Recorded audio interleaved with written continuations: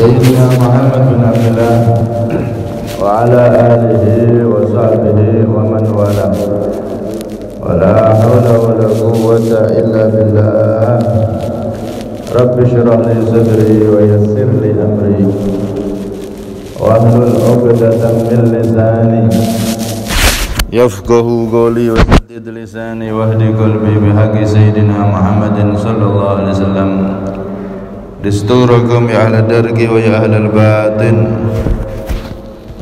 ويا أهل النوبة ويا أهل النور. أما بعد. Hadirin semua yang dirahmati oleh Allah Subhanahu wa taala. Alhamdulillah kita kembali ditakdir oleh Allah Subhanahu wa taala dan dipilih oleh Allah Subhanahu wa taala untuk bertamu di salah satu rumahnya. Semoga ini menunjukkan kita semua akan menjadi orang-orang yang benar-benar dimuliakan oleh Allah Subhanahu wa taala. Berkumpul di masjidnya Allah, jangan lupa kita niat i'tikaf. Kita niat i'tikaf selama di dalam masjid ini sehingga setiap dari nafas kita ternilai ibadah di sisi Allah Subhanahu wa taala. Nabi sallallahu alaihi wasallam pernah menyebutkan kemuliaan i'tikaf di masjid di waktu antara maghrib dan isya seperti saat ini. Beliau menyebutkan man akafa nafsahu ma bainal maghribi wal isya banallahu lahu qasraini fil jannah, kama qala Nabi sallallahu alaihi wasallam. Barang siapa yang dia beriktikaf khusus di antara waktu maghrib dan isya, maka keistimewaannya apa? Allah Subhanahu wa taala akan membangunkan, memberikan dua istana untuk orang tersebut yang mau beriktikaf di masjid di waktu antara maghrib dan isya. Kullu qasrin minhuma masiratu alfi sanah. Setiap jarak antara satu istana dan ke istana yang kedua jaraknya itu 1000 tahun perjalanan. Berarti dikasih dua istana yang luasnya begitu luas. Nah, di antara dua istana itu terdapat perkebunan, di situ terdapat berbagai macam buah-buahan yang kata ulama andaikan seluruh penduduk bumi ini tawaf masuk ke kebun tersebut maka lawasi'athum, maka kebun itu akan cukup untuk ditempati oleh seluruh penduduk bumi. Dua istana diberikan oleh Allah bagi orang yang mau i'tikaf antara maghrib dan isya. Apalagi kita bersama-sama mengkaji ilmunya Nabi, itu akan lebih besar lagi pahala di sisi Allah Subhanahu wa taala. Karena itu orang yang ingin menjadi kaya raya di akhirat, maka selayaknya memakmurkan waktu antara maghrib dan isya, lebih-lebih dengan mempelajari ilmunya Nabi pada saat ini. Semoga kumpulnya kita ini benar-benar diterima oleh Allah dan kelak kita mendapatkan hasil dari janji Nabi tersebut. Amin Allahumma amin. Hadirin yang dirahmati oleh Allah, kita masih di hadis yang ke-18. Setelah kita membahas dua orang sahabat yang menjadi rawi atau periwayat hadis ini, maka kita masuk pada hadisnya. An Rasulillah, dari Rasulullah sallallahu alaihi wasallam, qal, beliau bersabda, ittaqillaha, ittaqi, bertakwalah engkau Allah kepada Allah, haitsuma kunta, dimanapun engkau berada. Nabi sallallahu alaihi wasallam membuka hadis yang ke-18 ini di kitab ini dengan kalimat ittaqillaha haitsuma kunta, bertakwalah engkau dimanapun berada, di depan orang banyak, di depan halayak ataupun sendiri. Pesan Nabi, ittaqillah, bertakwalah kepada Allah Subhanahu wa ta'ala. Takwa ini adalah nilai kemuliaan seseorang Sebagaimana Nabi pernah ditanya, ya Rasulullah, ayyun nasi akramu, siapa itu manusia yang paling mulia wahai Nabi? Maka beliau mengatakan atqakum, yaitu yang paling takwa di antara kalian. Dan ini selaras dengan firman Allah, inna akramakum indallahi atqakum. Sesungguhnya yang paling mulia di sisi Allah di antara kalian, atqakum, adalah yang paling bertakwa. Memang kemuliaan manusia itu tergantung ketakwaannya. Akan tetapi dalil ini jangan disalahfahami. Kadang ada orang yang salah paham, alah semuanya manusia itu sama, mau dia keturunan orang baik atau keturunan orang jelek sama di sisi Allah, nggak ada bedanya. Kalimat seperti ini ya tinggal maksudnya bagaimana, bisa benar bisa salah. Lah kok bisa begitu? Iya, karena begini Pak, Allah itu menciptakan kemuliaan itu ada dua macam. Ada kemuliaan jenis, ada kemuliaan amal. Kemuliaan jenis artinya dari semua makhluk Allah ini ada yang lebih dimuliakan oleh Allah. Asli memang dimuliakan jenis itu. Contoh ya, manusia sama jin. Ini kan makhluk Allah yang jadi sasaran dakwah. Manusia ada yang beriman, ada yang tidak. Jin juga sama. Ada yang beriman jadi jin muslim, ada yang tidak beriman jadi jin kafir, jadi tentaranya setan nanti. Nah, jenis manusia sama jenis jin ini kan beda. Lebih mulia mana? Lebih mulia jenis manusia. Dalilnya mana? Banyak di Al-Quran. Walaqad karramna bani Adam, aku benar-benar memuliakan Bani Adam, manusia. Dalil yang lebih jelas lagi ketika Nabi Sulaiman alaihi salam, beliau ketika itu menyuruh orang-orang yang ada di situ. Beliau kan penguasa, raja penguasa semuanya. Manusia jin takluk sama beliau. Di dalam sejarah dunia ini ada raja Islam yang menguasai seluruh dunia, salah satunya adalah Nabi Sulaiman. Itu kekuasaannya bukan hanya di daerah Nabi Sulaiman sana, tidak, tapi seluruh dunia berada di kekuasaan beliau. Satu raja, satu presiden. Sekarang kan tidak ada, satu dunia satu presiden, tidak ada. Nabi Sulaiman satu. Nomor dua, Raja Bukhtunsur, itu juga sama, penguasa, bukan Bukhtunsur. Bukhtunsur ini kafir. Dia penguasa seluruh dunia tapi kafir, bukan beriman. Dulu pernah terjadi, sedunia dikuasai oleh orang yang tidak beriman, Bukhtunsur. Ada juga lagi Dzulqarnain. Nah, kalian kalau baca surat Al-Kahfi itu Dzulqarnain, Raja Dzulqarnain itu juga sama, kekuasaannya seluruh dunia berada di bawah kekuasaannya. Islam dia, soleh, mukmin. Ada lagi nanti yang terakhir Imam Mahdi, nanti keluarnya di akhir zaman. Imam Mahdi juga sama, nanti seluruh dunia berada di kekuasaan beliau dan beliau adil seadil-adilnya dalam memimpin. Nabi Sulaiman salah itu mengumpulkan semua pembesar-pembesar kerajaannya, baik dari kalangan jin atau manusia, dikumpulkan. Siapa yang bisa mendatangkan singgasana Raja Bilqis? Yang bisa mendatangkan ke sini, siapa? Maka qala ifritu minal jinni ana atika bihi qabla an takuma min maqamik wa inni alaihi laqawiyyun amin. Ada jin yang paling hebat, jin ifrit. Wahai Nabi Sulaiman, saya bisa mendatangkan singgasana Raja Bilqis ke sini sampai sebelum engkau duduk, engkau berdiri, sebelum engkau duduk lagi aku bisa datangkan ke sini. Cepat, hebat berarti. Tapi Nabi Sulaiman pengen yang lebih cepat, ada yang bisa lagi, maka ada golongan manusia. Qala alladzi indahu ilmu minal kitab ana atika bihi qabla ayyartadda ilaika tarfuk. Manusia yang soleh, yang taat sama Allah, ngikuti ajaran Nabi Sulaiman, dia berkata, wahai Nabi Sulaiman, aku bisa mendatangkan singgasana Ratu Bilqis sebelum matamu sekejap mata, sebelum matamu berkedip saya bisa, sekejap mata bisa. Maka ya sudah, kamu dipilih Nabi Sulaiman. Nah, kemudian sekejap mata singgasana Ratu Bilqis ada di depan Nabi Sulaiman alaihis salam. Ini menunjukkan paling hebatnya jin sama paling hebatnya manusia yang soleh kalah dia. Kenapa? Manusia yang soleh itu tersambung dengan nabinya Allah dan tersambung dengan Allah Subhanahu wa ta'ala. Jadi manusia lebih utama daripada jin, jenis jin. Walaupun jin itu secara dohir dia bisa kesana kemari, bisa hebat melebihi manusia, bisa menghilang sana sini sana, tapi di sisi Allah jenis manusia itu lebih mulia daripada jenis jin. Jadi memang ada makhluk yang dimuliakan oleh Allah melebihi yang lain.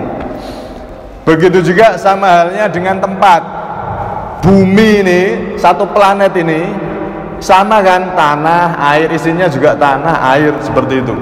Tapi ada satu petak bumi yang dia lebih mulia daripada bumi yang lain. Apa itu? Mekah. Apa itu? Madinah, tanah haram. Ya. Dua tanah ini lebih mulia daripada tanah-tanah yang lain yang ada di seluruh muka bumi. Masjid seluruh bumi, masjid yang ada seluruh muka bumi ini apakah sama? Semuanya mulia, tapi ada yang lebih mulia. Masjid apa? Masjidil Haram lebih mulia. Salat di itu sekali lebih utama daripada 100.000 kali di masjid yang lain. Sama-sama rumahnya Allah ini, Baitullah, rumahnya Allah. Masjid sini juga Baitullah, masjid yang di Amerika yang sana statusnya sama, Baitullah, tapi ada yang lebih mulia di antara rumah-rumahnya Allah tersebut.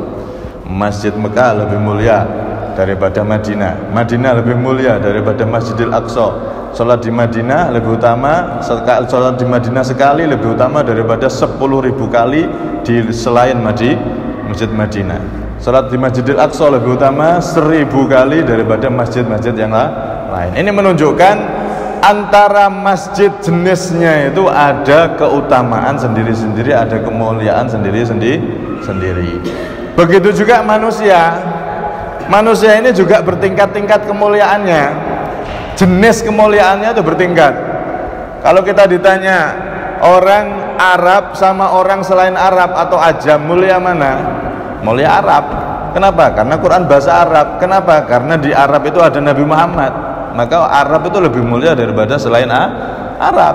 Yang Arab sendiri bertingkat lagi.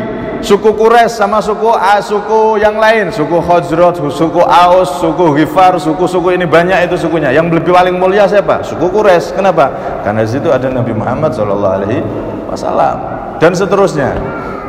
Walhasil intinya kemuliaan itu memang ada dua, ada kemuliaan jenis, ada kemuliaan amal. Kemuliaan jenis ini itu tidak boleh kita hilangkan. Memang ada tempat-tempat yang lebih mulia daripada yang lain, dan memang ada suku-suku yang dimuliakan oleh Allah lebih dari yang lain, di antaranya suku Arab, Quraisy, karena di situ ada Nabi Muhammad SAW. Paham ini ya? Nah, tapi kemuliaan jenis ini tidak akan jadi nilai di sisi Allah kalau tidak diiringi dengan kemuliaan amal, yaitu dengan bertakwa. Makanya semua manusia itu sama, tergantung ketakwaannya. Ya, kalau dilihat dari kemuliaan amal iya, tapi kalau kemuliaan jenis beda-beda. Masuk sama, ada anaknya orang soleh, ya, dia berjasa sama umat misalkan. Dia punya anak, sama anaknya orang yang maaf misalkan dia ini merugikan orang banyak, perampok dan lain-lain. Anaknya orang soleh yang berjasa sama anaknya orang yang mengganggu masyarakat, masuk sama? Kan beda. Makanya di kalangan orang Jawa kan kalau anaknya kiai dipanggil Gus untuk penghormatan, karena memang beda. Anaknya orang biasa dipanggil biasa. Itu bukan berarti bukan berarti kita berlebihan, tidak. Memang jenis kemuliaan itu ada, jenis mulia itu memang ada. Paham gini Ki? Cuman kalau engkau jadi keturunan orang soleh, orang mulia, jangan bangga dengan jenisnya saja tanpa diiringi ketakwaan, akhirnya nanti jatuh. Kemuliaan jenis ada, tapi itu tidak berarti kalau tidak diiringi dengan kemuliaan amal, yaitu dengan ketakwaan. Karena itu Nabi mengatakan dalam salah satu hadis, la fadla li arabiyyin wala li ala ajamiyyin illa bitaqwa. Kama qala Nabi SAW, tidak ada keutamaan bagi orang Arab dan orang yang selain Arab kecuali dengan ketakwaan. Ini maksudnya Nabi adalah dalam segi kemuliaan amal, kemuliaan derajat, nilai di sisi Allah memang dengan ketakwaan. Akan tetapi memang kemuliaan jenis itu ada, ya, kemuliaan jenis itu ada. Bahasa yang paling mulia bahasa apa ya? Bahasa Arab, karena bahasa Arab bahasa Al-Quran, bahasa nanti di surga, bahasanya Nabi Muhammad dan seterusnya. Kemuliaan jenis bahasa ada, jenis tempat ada, jenis makhluk ada, masing-masing ada tingkatan masing-masing. Karena itu Allah Subhanahu wa taala mengatakan apa? Inna khalaqnakum, inna ja'alnakum, apa itu yang di Al-Quran itu? Syu'uban wa qabaila. Ya ayyuhan nasu inna khalaqnakum min dzakari wa untha syu'uban wa qabaila lita'arufu. Itu ada syu'ub, ada qabail. Syu'ub itu jenis suku yang dimuliakan oleh Allah, seperti tadi Quraisy karena ada Nabi Muhammad dan seterusnya. Begitu juga qabail. Qabail ini suku biasa. Cuman itu tidak boleh jadi kebanggaan saja tanpa diiringi dengan ketakwaan. Tapi apa mendukung kemuliaan jenis itu? Mendukung, Pak. Kalau ada anaknya orang soleh, kok dia berjalan di jalan takwa, itu lebih cepat sampai ke ridhonya Allah Subhanahu wa taala. Kayak orang dia menggali sumur di dekat kali, jaraknya cuma 1 meter dari kali, karena itu galinya cuma 1 meter udah penuh itu sumurnya. Kenapa? Karena dia keturunan orang soleh terus bertakwa. Itu cepat meraih apa yang diraih oleh nenek-nenek yang mempengaruhi itu. Sama orang yang kakek-kakeknya, ayahnya orang biasa, itu seperti orang menggali sumur di jauh dari kali, jauh dari sungai, maka harus tidak boleh semeter saja, harus lebih segiat lagi, sampai 2 meter, sampai 5 meter, sampai 10 meter baru keluar air. Itu perbedaannya. Memang kemuliaan sejati itu di sisi Allah ketakwaan, akan tapi ada kemuliaan jenis yang mana itu juga mendukung. Kalau dia bertakwa itu lebih cepat mendapatkan kemuliaan di sisi Allah Subhanahu wa taala. Sebaliknya kalau dia dari jenis mulia, keturunan kiai, kalau perlu keturunannya Rasulullah, keturunan Nabi Muhammad, para habaib misalnya, tapi dia nggak berjalan di jalan ketakwaan, ya akhirnya jadi orang hina. Akhirnya jadi dia tidak jadi mulia, malah berbahaya itu nanti. Karena itu di sini Nabi mengingatkan akan itu, kemuliaan yang sejati harus diiringi dengan ketakwaan. Mau keturunan orang soleh, mau keturunan orang terpandang, kalau tidak berjalan di jalur ketakwaan, maka dia tidak akan jadi mulia lagi. Dia bisa jadi akan jadi orang yang hina. Na'udzubillah min dzalik. Karena itu Siti Aisyah beliau pernah mengatakan, ma a'jaba Rasulullah sallallahu alaihi wasallam syai'un wala ahadun illa dutuqa, kama qalat radhiyallahu anha. Tidak ada satupun sesuatu yang menjadikan Rasulullah heran, Rasulullah bangga, dan tidak ada satupun orang yang menjadikan Rasulullah terheran dengan orang tersebut, bangga dengan orang tersebut, kecuali sesuatu atau orang itu punya ketakwaan. Oh ya Rasulullah, saya umatmu ya Nabi, saya punya pabrik terbesar di dunia. Enggak gumun Nabi, kecuali pabrikmu punya ketakwaan. Apa? Seluruh karyawan wajib sholat, seluruh karyawan wajib Jumat, baru Rasulullah heran, seneng dengan pabrik seperti itu. Begitu juga, oh saya ini orang pangkat tinggi ya Rasulullah, pangkatnya tinggi, dihormati seluruh dunia misalkan, tapi nggak pernah sholat, nggak gumun Nabi, sama sekali tidak mengherankan Nabi. Orang seperti itu sama sekali tidak bernilai di hadapan Nabi SAW.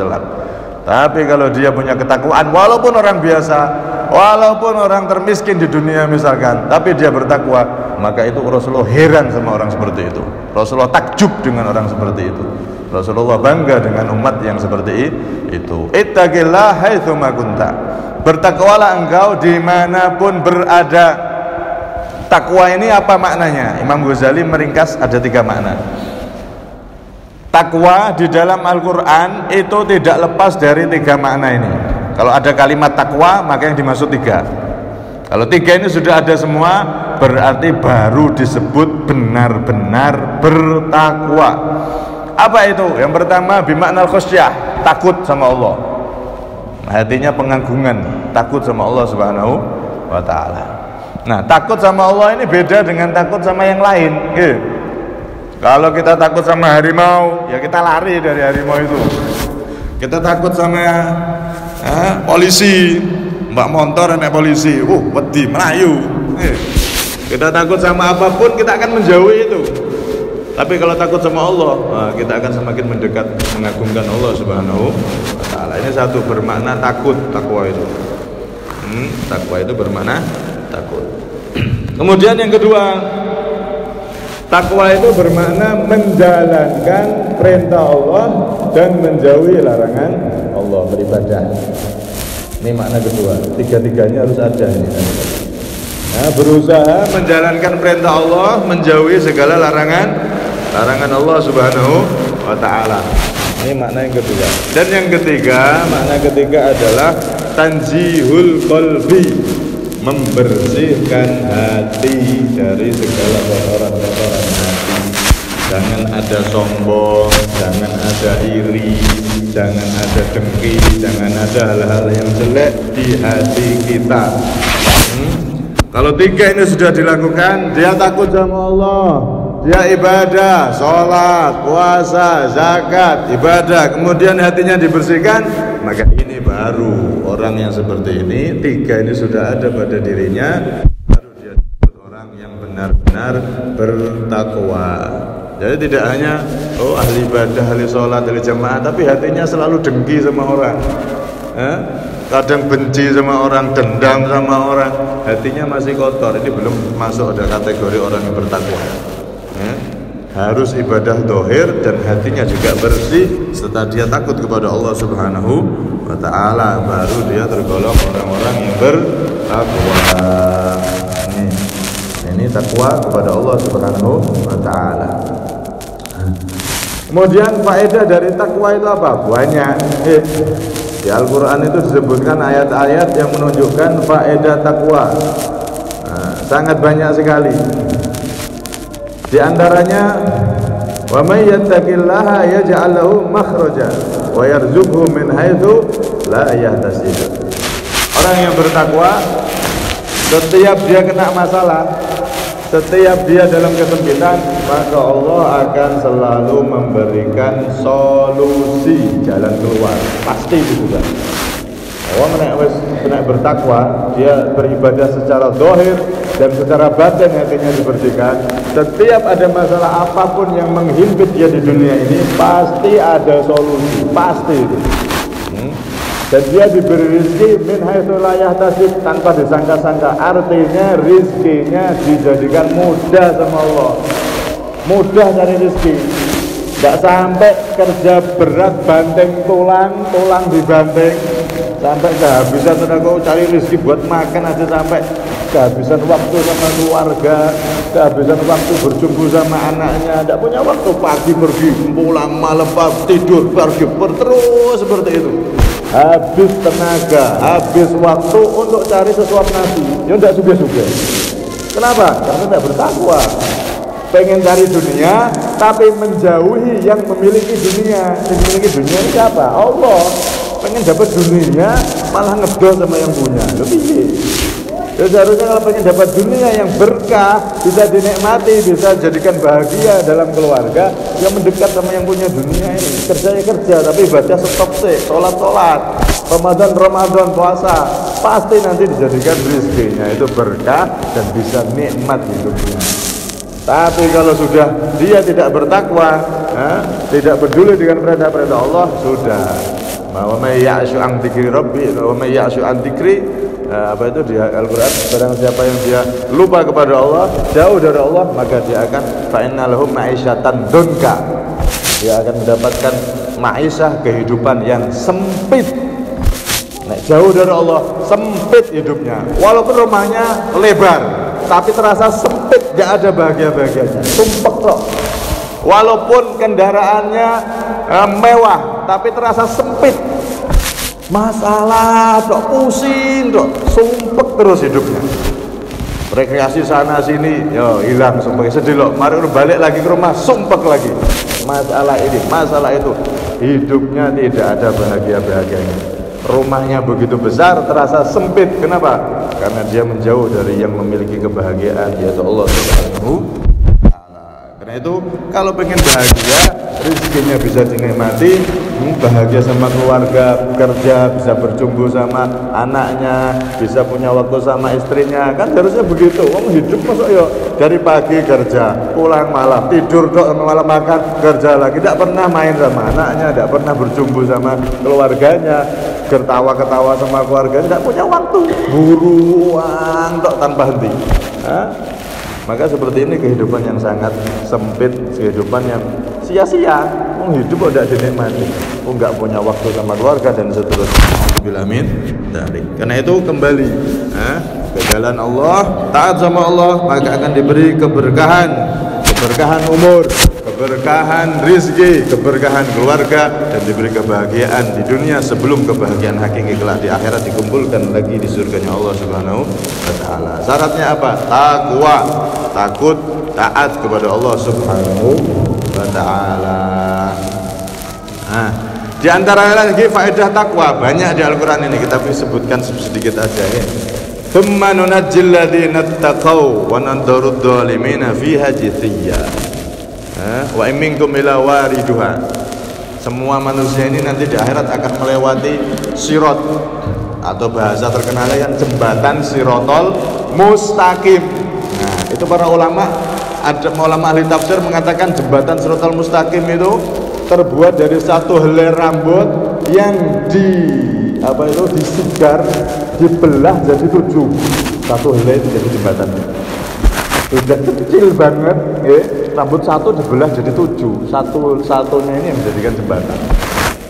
Sudah kecil, kemudian tajamnya wahaddu minasayf, lebih tajam daripada samurai. Terus kecil tajam, mau kaki nampak di situ ya sudah putus kakinya. Secara logika kan begitu. Kemudian waharru, dia lebih panas daripada bara api. Panas, kecil, tajam, ya. Kemudian panjangnya ini kata ulama tafsir 1000 tahun ke atas, 1000 tahun lurus, 1000 tahun turun. Jadi kayak gini, naik, lurus, turun, 3000 tahun. Panjangnya itu 3000 tahun perjalanan. Kalau jatuh masuk neraka. Semua manusia nanti akan lewat itu. Kalau berhasil lewat di sana surga, ditunggu sama Nabi di telaganya, diminumi oleh Nabi dengan tangan Nabi dan masuk surga bareng Nabi. Tapi kalau gagal, maka masuk neraka. Di bawahnya tuh api sudah berkobar-kobar dari bawah. Ini secara logika, Pak, secara akal, tidak ada yang bisa melewati jembatan model itu. No, jembatan kok rambut kecil satu, jembatan model apa itu? Tidak ada. Kalau nggak ditolong oleh Allah, dengan amal perbuatan kita di dunia, maka ditolong oleh Allah. Ada yang naik tunggangan, orang ahli korban tunggangannya. Ada yang naik sesuai dengan amalnya masing-masing. Ada yang cepatnya seperti kilat, langsung sampai sana. Di antara mereka adalah orang-orang yang bertakwa, yang benar-benar bertakwa. Tsumma nunajjil ladzina taqaw wa nadharu adh-dhalimina fiha. Jadi orang yang bertakwa, benar-benar dia bertakwa, dia bisa melewati jembatan itu dan bahkan bisa secepat kilat. Bahkan dalam riwayat orang-orang yang benar bertakwa itu neraka jauh takut sama dia pas melewati jembatan Sirat itu. Neraka yang di bawah ngomong sama dia, ya mukmin, ya mukmin, wahai orang yang beriman, wahai orang yang bertakwa, lewat cepet. Fa inna nuraka fa inna luhaibuka yuhrikuni yudfiuni. Karena sesungguhnya cahaya imanmu, cahaya ketakwaanmu itu bisa memadamkan aku, wahai orang yang mukmin, wahai orang yang bertakwa, cepat lewat. Maka dia pun lewat seperti kilat sampai surga, sampai surga. Kenapa? Kalau lama-lama neraka nanti padam. Kenapa? Karena cahaya taatnya dia, cahaya ketakwaan dari orang tersebut. Dan ini diriwayatkan oleh Rasulullah SAW. Karena itu ada seorang wali besar namanya Syekh Abu Bakar bin Salim. Beliau itu pernah ngomong gini, laula syari' la'udfi'u nar jahannam. Kalau bukan karena syariat, maka neraka jahanam itu akan aku padamkan. Ini orang yang nggak paham loh. Orang ini berarti Syekh Abu Bakar bin Salim ini orang yang terlalu ini ngomong seperti itu. Loh, kalau dipikir ternyata nggak terlalu. Loh, orang yang taat takwa saja, nur cahayanya itu bisa memadamkan api neraka. Apalagi Sayyidina Syekh Abu Bakar bin Salim itu orang yang ahli sedekah setiap hari, ahli sedekah sir. Beliau ngasih sedekah orang banyak, nggak ada yang tahu kalau beliau ngasih. Padahal sedekah itu tutfi'u ghadabar rabb.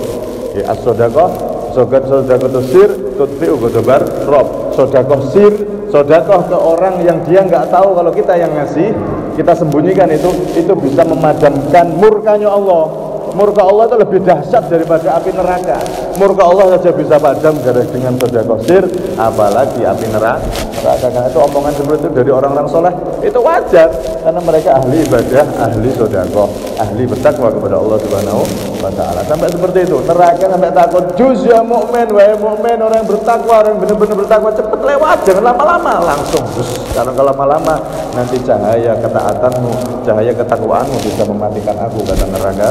Kepada orang yang mukmin yang ahli bertakwa kepada Allah Subhanahu wa Ta'ala. Ada yang kayak kilat, ada yang kayak kuda balap, ada yang kayak seperti Rossi naik motor, tapi suwi nih, 3.000 tahun. Ada yang secepat kilat. Semoga kita termasuk orang-orang tersebut yang bisa secepat kilat. Amin Allahumma amin. Nah itu syaratnya, ittaqillaha haitsu ma kunta. Takwa sama Allah, takutlah sama Allah dimanapun berada. Ketika kamu sendiri, ketika di hadapan orang, takwa, tetap taat sama Allah Subhanahu wa Ta'ala. Terutama para pemuda, ketika sendiri megang HP, hati-hati, HP-nya jangan digunakan untuk hal-hal yang tidak diridhai oleh Allah. Para pemuda kalau dia taat dari masa mudanya, maka itu beda dengan orang yang dia tobat ketika tua. Bedanya seperti apa? Kafadlil mursalin ala sairin nas, kata Rasulullah. Pemuda yang dari muda dia menjaga ketakwaan taat sama Allah, sama orang yang awalnya maksiat tua-tua tobat, ini masih mending. Tapi lebih utama yang dari muda taat sampai tua, istiqomah dia. Itu seperti apa kata Rasulullah? Seperti para nabi sama manusia biasa. Bandingannya itu. Makanya muda-muda jangan disia-siakan umurnya untuk kelalaian. Taat sama Allah dari muda sampai mati, niat taat terus. Nanti kedudukanmu seperti para nabi, kemuliaanmu seperti mulianya para nabi, daripada orang-orang yang semasa mudanya maksiat, kemudian baru taat ketika sudah tua. Itu derajatnya jauh, seperti para nabi dan manusia biasa. Tapi yang mending daripada muda maksiat, tua aja maksiat, sampai mati maksiat. Ya Allah, ini rugi. Jadi orang yang benar-benar rugi. Walaupun tua, taat, tobat, maka itu jauh lebih baik daripada tidak sama sekali. Nah, semoga kita bisa menjadi orang yang bertakwa dimanapun kita berada, baik saat sendiri ataupun saat ada orang banyak. Bertakwa dengan apa tadi? Satu, takut sama Allah, taat sama Allah, dan bersihkan hati. 3 ini kalau ada, baru kita disebut orang yang benar-benar bertakwa. Yang kalau kita istiqomah seperti itu, maka melewati jembatan sirat seperti kilat, dan neraka pun takut dengan cahaya ibadah orang tersebut. Semoga kita termasuk orang tersebut. Amin Allahumma amin. Ya setidaknya ya kalau gak seperti kilat ya rada cepet sidik lah, sudah sampai gelantung-gelantungnya. Semoga kita semua diselamatkan oleh Allah, termasuk orang-orang yang diselamatkan oleh Allah Subhanahu wa Ta'ala. Amin Allahumma amin. Kurang lebihnya minta maaf. Assalamualaikum warahmatullahi wabarakatuh. Sirril Fatihah.